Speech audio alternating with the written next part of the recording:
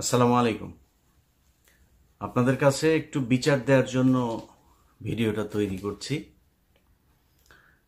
আসিফ নজরুল বিডিআরের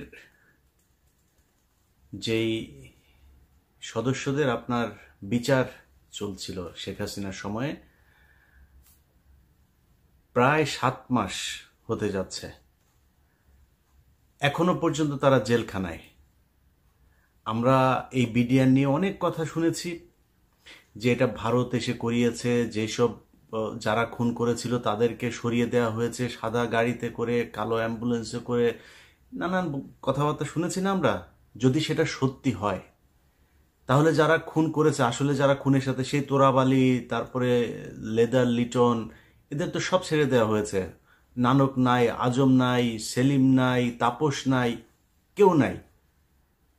তো তাদের সব ছেড়ে দেওয়া হয়েছে।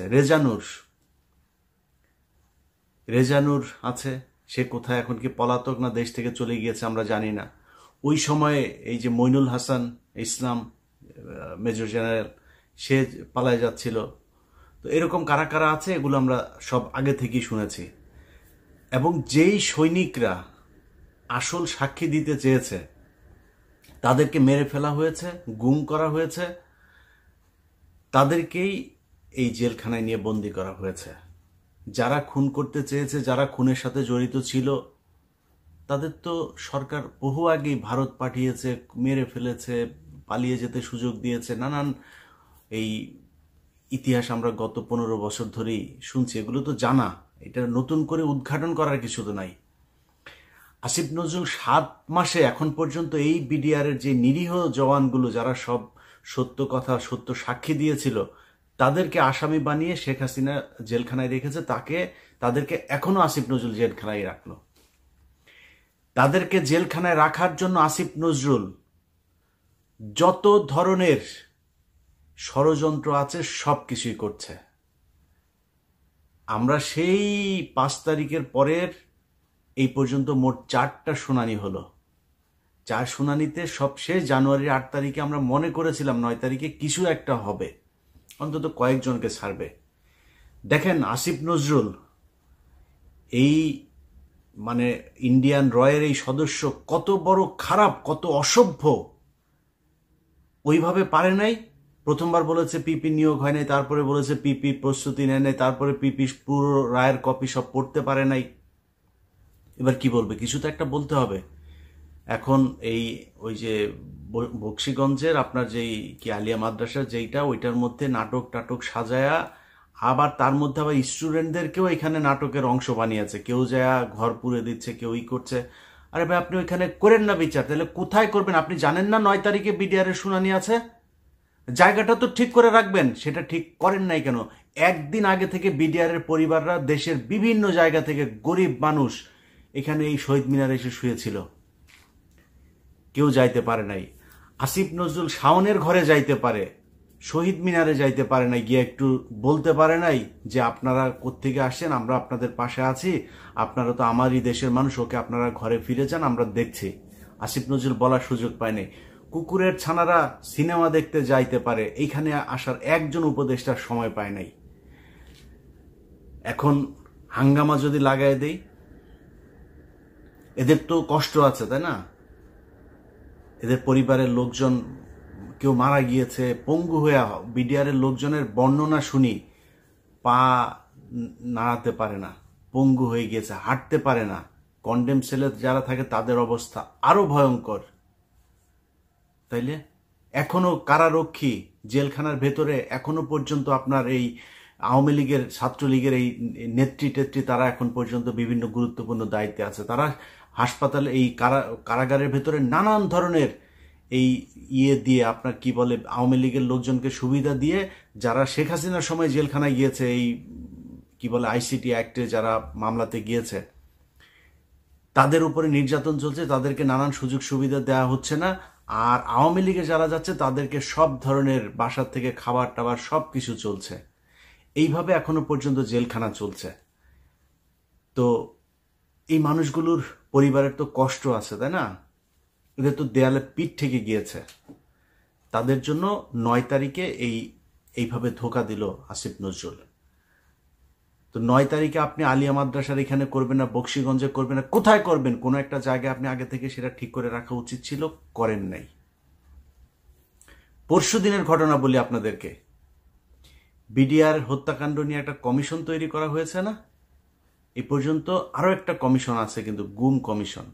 গুম কমিশনের যেসব চেয়ারম্যান তাকে হচ্ছে আপনার অ্যাপিলেট ডিভিশনের আপনার বিচারকের দেওয়া হয়েছে, পদমর্যাদা দেওয়া হয়েছে, আর সদস্যদেরকে হাইকোর্ট ডিভিশনের এই বিভাগের আপনার বিচারকের পদমর্যাদা দেওয়া হয়েছে। এখন পরশু দিনের মিটিংয়ে এই যে সদস্য যে কজন ছিল, সেখানে এই মেজর জেনারেল ফজলুর রহমান সাহেবও ছিলেন। ফজলুর রহমান সাহেব ওই দিনের মিটিংয়ে নাকি খুবই চুপচাপ ছিলেন, তিনি কোনো কথা বলেন নাই। জানি না কেন কথা বলেন নাই। সদস্যরা সবাই দাবি করেছে তাদেরকে যেন ওই মর্যাদাটা দেয়া হয়। সেখানে বিশেষ করে স্বরাষ্ট্র সচিব, আরও কয়েকজন আমলা ছিল, তারা তাদেরকে বলেছেন যে না, আপনাদের এত পদমর্যাদা লাগবে কেন, আপনারা কাজ শুরু করেন। পদমর্যাদা এই জন্যেই লাগবে, তারা চাইলেই একজনের বিরুদ্ধে সমন জারি করতে পারবে, তারা চাইলেই একজনকে জিজ্ঞাসাবাদ করতে, চাইলেই একজনকে আটক করার এই আদেশ দিতে পারবে, এই জন্য লাগবে। তাদের গাড়ি থাকবে, তাদের সিকিউরিটি থাকবে, তাদের সাথে গানম্যান থাকবে, এই জন্য তাদেরকে ওই পদমর্যাদা দিতে হবে। এটা দিতে চাচ্ছে না। আপনাদের নিশ্চয়ই মনে আছে, এই বিডিআর হত্যাকাণ্ড নিয়ে কমিশনই করতে চাচ্ছিল না। এখন কমিশন করে নানানভাবে এটার মধ্যে একটা বাধা সৃষ্টি করে কোনোভাবে যাতে এটাকে ঠেকানো যায়।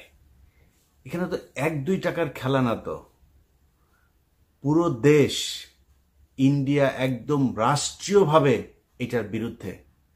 আর আসিফ নজরুল কাদের প্রোডাক্ট, সেই প্রথম আলো, ডেইলি স্টারের, সেগুলো তো আমরা সবাই জানি। এগুলো এখন করা হচ্ছে নানানভাবে। বিডিআরের সাংবাদিক বিভিন্ন মিডিয়ার মাধ্যমে এই বিডিআর হত্যাকাণ্ড নিয়ে একটা ধূম্রজাল তৈরি করার পায়তারা করা হচ্ছে। তো এইভাবে আসিফ নজরুল আপনি তো বাঁচাইতে পারবেন না।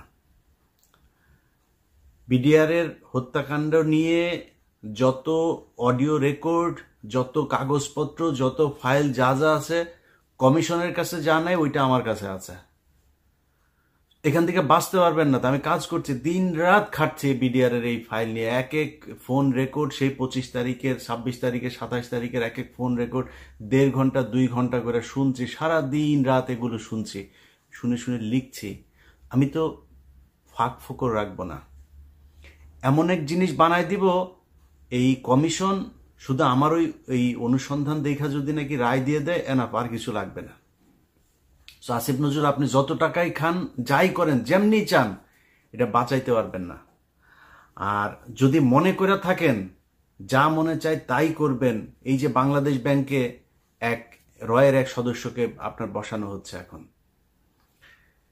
সব জায়গাতে আসিফ নজরুলের এই যে পিএস, বলেছিলাম না যে এবিএম খায়রুল হকের পিএস, মনে করেন যে সে জানে না বোধহয়, আমরা জানিয়ে দিয়েছিলাম তো না, সে ব্যক্তি এখনো তার পিএসসি আছে, ওই সেই মহিলা, সে ওইখানেই আছে। সচিব, আইন মন্ত্রণালয়, মানে পুরো চালাচ্ছে হচ্ছে আওয়ামী লীগের লোকজন।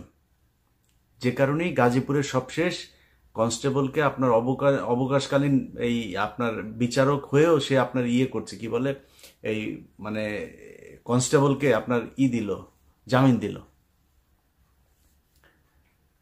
কেন জামিন দিল? কারণ ওই যে নিজের দলের লোক, দাদাদের দেশ থেকে ফোন করা হয়, এটা করো, এটা করে দাও, তার ওএসডি করা হয়েছে। কেন ওএসডি করতে হবে কেন? এখন আবার আইন দেখাইতে পারে যে না, জজ সাহেবরে চাইলে এই করা যায় না, ওই করা যায় না। এত আইন দেখায় তো আপনারা ক্ষমতায় আসেন নাই, তাই না? আপনারা কেউ জিজ্ঞেস করে নাই তো।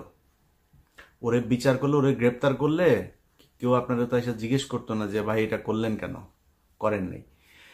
যাই হোক, আসিফ নজরুল, প্রথম আলো, ডেইলি স্টাররা মিলে এই বিডিআর হত্যাকাণ্ড এটাকে ধামাচাপা দেওয়ার চেষ্টা চালিয়ে যাচ্ছে এখন পর্যন্ত। বিডিআরের পরিবারগুলোকে নানাভাবে হুমকি দেওয়া হচ্ছে ডিজিএফআই, এনএসআই থেকে। তাদের কিছু কিছু ডিজিএফআই, এনএসআই কর্মকর্তার ফোন রেকর্ডও তাদের কাছে আছে। তো এগুলো করে করে এই বিচারটাকে বন্ধ করার জন্য পায়তারা করা হচ্ছে।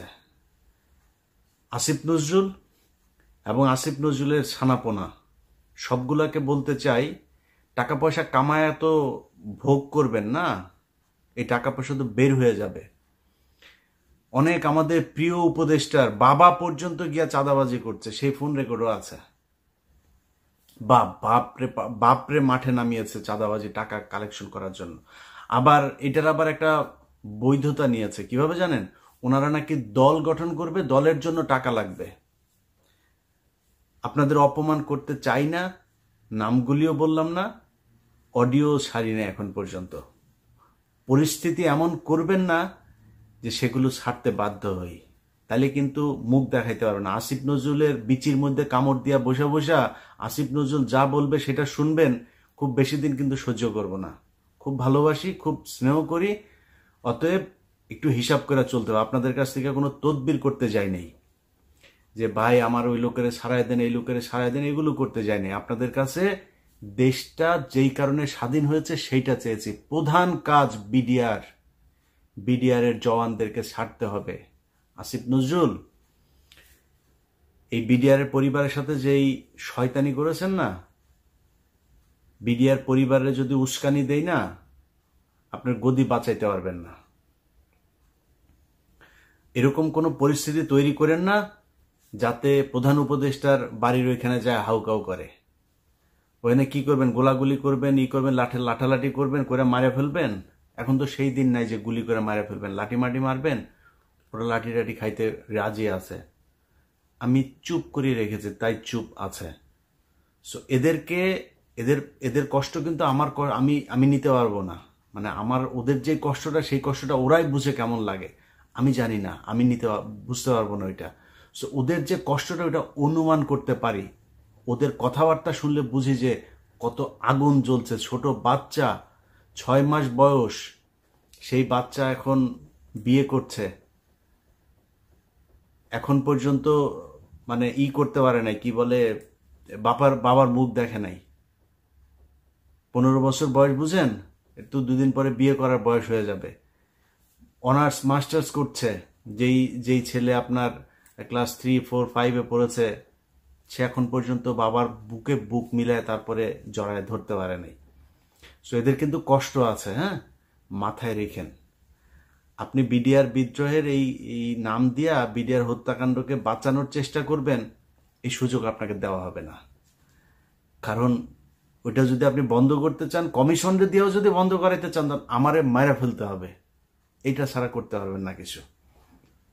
যাই হোক, আগে ভাগে বলে রাখলাম, খুব সাবধানে।